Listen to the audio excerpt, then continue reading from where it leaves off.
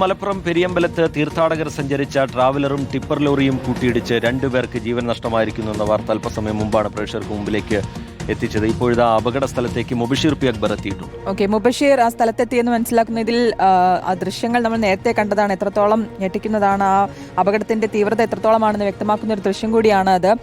എന്താണ് അവിടെ നിന്നുള്ളവരുടെ പ്രതികരണം അടക്കം മനസ്സിലാക്കുന്നത്?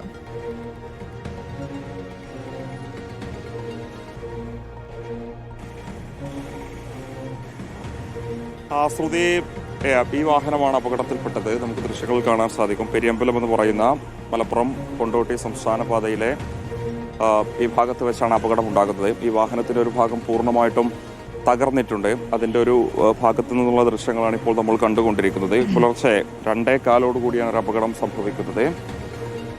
തൊട്ടപ്പുറത്തുണ്ടായിരുന്ന ഒരു ടിപ്പർ ലോറിയുമായി കൂട്ടിയിടിച്ചാണ് വാഹനാപകടം സംഭവിച്ചത്. അതിനുള്ളിൽ നിന്നുള്ള സീറ്റൊക്കെ തന്നെ പുറത്തു വന്ന് നമുക്ക് കാണാൻ സാധിക്കും. അത്രയധികം ഭീകരമായിട്ടുള്ള അപകടമാണ്. നിങ്ങൾ ആ സമയത്ത്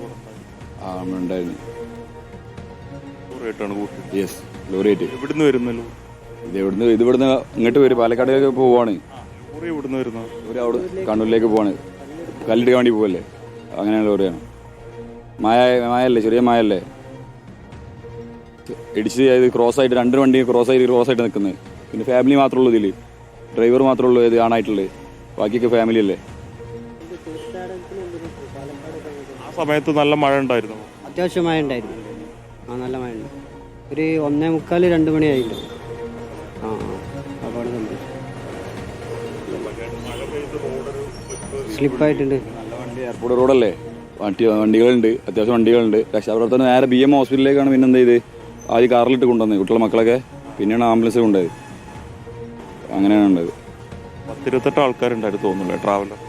എല്ലാവർക്കും പരിക്കുണ്ട്. ആ ഭാഗത്തുള്ളവർക്ക് പരിക്കില്ലാത്തുള്ളൂ. പാവാണ്, ഒക്കെ പേടിച്ച് നിൽക്കല്ലേ, വലിച്ചെടുത്തിക്കല്ലേ, ഒരുക്കാണ്ട് നോക്കി.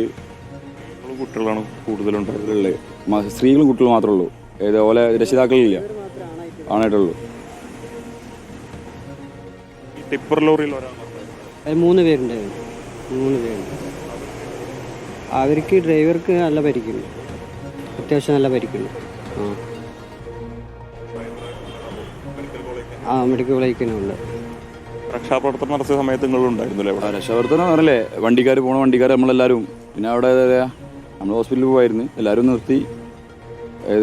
ആംബുലൻസ് പെട്ടെന്ന് റോഡ് മൊത്തം റഷാണ്, മൊത്തം ബ്ലോക്കായിരുന്നു. വലിയ വണ്ടിയായിട്ട് ആ ടൈമിലൊക്കെ വലിയ വണ്ടിയിലാണ് പോകുന്നത്. പിന്നെ മക്കളാണ്. ഏതാണ് ആദ്യഘട്ടത്തിൽ രക്ഷാപ്രവർത്തനത്തിന് ഓടിയെത്തിയ ആളുകളാണ് നമ്മളോട് സംസാരിച്ചത്. സ്വാഭാവികമായിട്ട് പുലർച്ചെ സമയമായതുകൊണ്ട് തന്നെ മഴയുണ്ടായിരുന്നു. മലപ്പുറം ജില്ലയെ സംബന്ധിച്ച് ഇന്നലെ മുതൽ ആരംഭിച്ച മഴയാണ്. മഴയായതുകൊണ്ട് തന്നെ ഈ പാതകളൊക്കെ തന്നെ വലിയ രീതിയിൽ അപകട സാധ്യതകൾ ഉള്ളൊരു സമയം കൂടിയായിരുന്നു. സ്വാഭാവികമായിട്ട് ആ സമയത്ത് നിരവധി വാഹനങ്ങളും ഉണ്ടായിരുന്നു. എയർപോർട്ട് റോഡ് കൂടിയാണിത്. കരിപ്പൂർ വിമാനത്താവളത്തിലേക്ക് നിരവധി യാത്രക്കാർ പോകുന്ന പാത കൂടിയാണ്. വലിയ തിരക്ക് ആ സമയത്തും ഉണ്ടായിരുന്നു.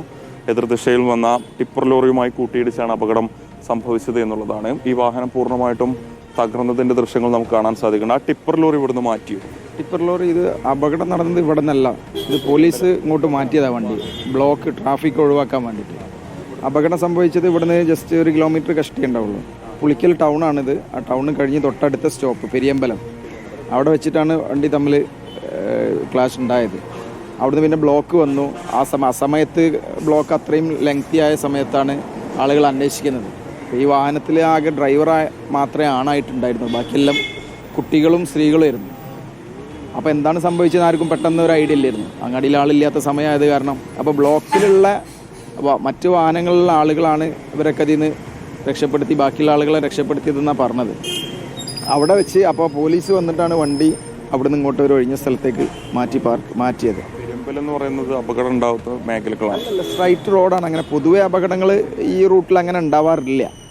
ഇത് റോഡ് റഷ് കുറഞ്ഞ സമയത്ത് ചിലപ്പം വാഹനങ്ങൾ ചിലപ്പം സ്പീഡായതായിരിക്കാം, അല്ലെങ്കിൽ ആ സമയത്ത് മഴ ഉണ്ടായിരുന്നു.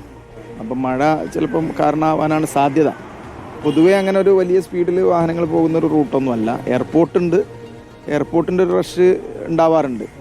അതല്ലാതെ ഒഴിച്ചു നിർത്തിക്കഴിഞ്ഞാൽ പിന്നെ അങ്ങനെ ഉണ്ടാകാത്തൊരു റൂട്ടാണ്. ഒന്നും അറിയില്ല. അത് ഇവിടുത്തെ സമീപ പ്രദേശത്തുള്ള ആരുതുമല്ല വാഹനങ്ങളൊന്നും. ഇവർ കേട്ട പ്രകാരം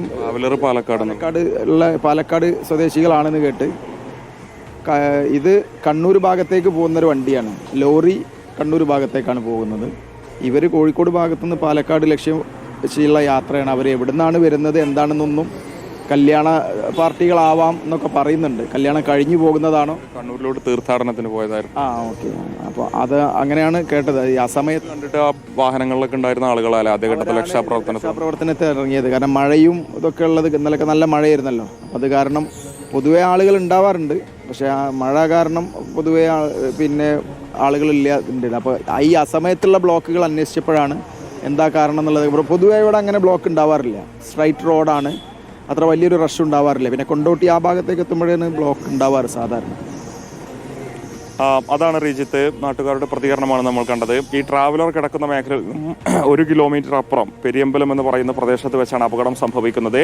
ഈ അപകടം സംഭവിച്ച് ഏറെ നേരം ഗതാഗതം തടസ്സപ്പെട്ട് വാഹനങ്ങളിലൊക്കെ തന്നെ യാത്രക്കാർ കുടുങ്ങിക്കിടക്കുന്നത് അവർ സ്വാഭാവികമായിട്ട് എന്താണ് സംഭവിച്ചതെന്ന് അറിയാൻ വേണ്ടി പുറത്തിറങ്ങി മുന്നോട്ട് നടന്നു നോക്കിയ സമയത്താണ് പെരിയമ്പലം ഭാഗത്ത് അപകടം സംഭവിച്ചതായിട്ട് അറിയുന്നത്. അപ്പോൾ പല മേഖലകളിൽ നിന്നും കടന്നു വന്ന വാഹനങ്ങളിലുണ്ടായിരുന്ന ആളുകൾ പുറത്തിറങ്ങിയാണ് രക്ഷാപ്രവർത്തനം നടത്തിയത്. പെരിയമ്പലം ഭാഗത്ത് വെച്ച് ഈ വാഹനത്തിലുണ്ടായിരുന്നവരെ രക്ഷപ്പെടുത്തി. നേരത്തെ ആദ്യഘട്ടത്തിൽ രക്ഷാപ്രവർത്തനത്തിന് അവിടെ ഉണ്ടായിരുന്ന വ്യക്തി നമ്മളോട് സംസാരിച്ചത് പറഞ്ഞത് ഈ വാഹനത്തിലുണ്ടായിരുന്ന ആളുകളൊക്കെ തന്നെ പേടിച്ചിട്ടുണ്ടായിരുന്നു. സ്ത്രീകളും കുഞ്ഞുങ്ങളുമാണ് ഉണ്ടായിരുന്നത്, പുരുഷനായിട്ട് ഡ്രൈവർ മാത്രമാണ് ഉണ്ടായിരുന്നത്. ബാക്കിയുള്ള ആളുകളൊക്കെ തന്നെ വലിയ ഭയപ്പാടോടുകൂടിയാണ് വാഹനത്തിലുണ്ടായിരുന്നത്. അവരൊക്കെ തന്നെ ആ സമയം തന്നെ തൊട്ടടുത്ത ആശുപത്രിയിലേക്ക് എത്തിച്ചു. ചില ആളുകളൊക്കെ തന്നെ പരിക്ക് ഗുരുതരമായതിനാൽ കോഴിക്കോട് മെഡിക്കൽ കോളേജിലേക്ക് കൊണ്ടുപോയി എന്നുള്ളതാണ് രക്ഷാപ്രവർത്തനം നടത്തിയ ആളുകൾ തന്നെ പറയുന്നത്. ആ വാഹനത്തിന്റെ ഉൾവശം ഉൾപ്പെടെ കാണുന്ന രീതിയിൽ തകർന്ന് തരിപ്പണമായിരിക്കുന്നു. അതിന്റെ സീറ്റ് കാണാൻ സാധിക്കുന്നുണ്ട്. അതിന്റെ ഉള്ളിൽ ചെറിയൊരു കുഞ്ഞിന്റെ പാവയൊക്കെ തന്നെ, കളിപ്പാവയൊക്കെ തന്നെ കാണാൻ സാധിക്കുന്നു. സങ്കടപ്പെടുത്തുന്ന കാഴ്ചകൾ തന്നെയാണ് റീജിത്ത്. ചികിത്സയിലുള്ള ആളുകൾക്ക് മികച്ച ചികിത്സ ലഭിക്കണം, അവരെ ജീവിതത്തിലേക്ക് തിരിച്ചു കൊണ്ടുവരണം എന്നുള്ളതാണ് രക്ഷാപ്രവർത്തനം നടത്തിയ ആളുകളൊക്കെ തന്നെ നമ്മളോട് പറയുന്നത്. മഴയുണ്ടായിരുന്നു, സ്വാഭാവികമായിട്ടും ശക്തമായിട്ടുള്ള മഴയിൽ നിരവധി വാഹനങ്ങൾ കടന്നു പോകുന്ന സംസ്ഥാന പാതയായതുകൊണ്ട് തന്നെ വാഹനങ്ങൾ സ്ലിപ്പായതാകാം അപകടത്തിലേക്ക് നയിച്ചത്.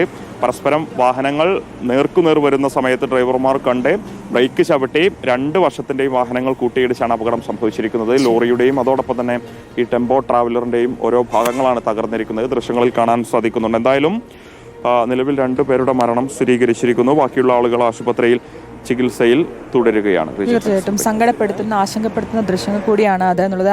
ഈ ടെമ്പോ ട്രാവലറിന്റെ ദൃശ്യങ്ങളാണ്. അപകടം നടന്ന സ്ഥലം 1 കിലോമീറ്റർ മാറിയാണ്. അവിടെ നിന്ന് ഇപ്പോൾ മാറ്റിയിട്ടിരിക്കുകയാണ്. അപകടം നടന്ന വാഹനമാണിത്. 2 ജീവനാണ് പൊലിഞ്ഞത്. മറ്റ് പരിക്കേറ്റവർ ആശുപത്രിയിൽ, കോഴിക്കോട് മെഡിക്കൽ കോളേജ് ആശുപത്രിയിൽ ചികിത്സയിൽ തുടരുകയാണ്. മുബഷീർ പി അക്ബറാണ് വിശദാംശങ്ങൾ നൽകിയത്.